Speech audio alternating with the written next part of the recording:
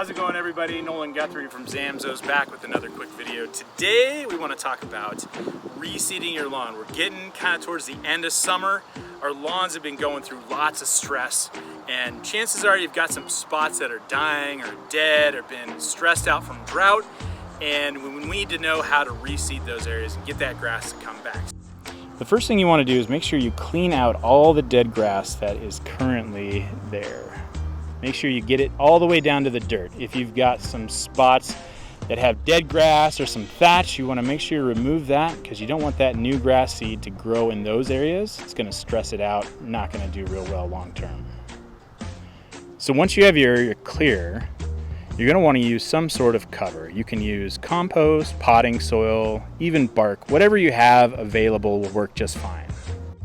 Spread a thin layer over the area you've cleared.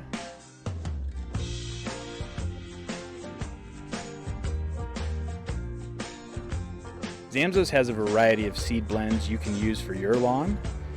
For this project, we're going to use Zamzows Play Yard. It's going to germinate faster than the others. You'll get grass seed to come up in about 5 to 7 days. For a small area like this, you can easily spread it by hand. You want it to look kind of like you've salt and peppered it really well.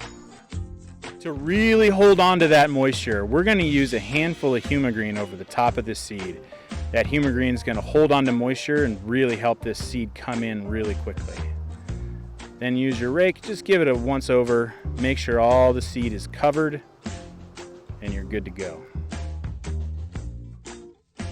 Once everything's incorporated, give it a good drink. You want this area to stay hydrated throughout the day, and that HUMA green and organic material is going to help you do that.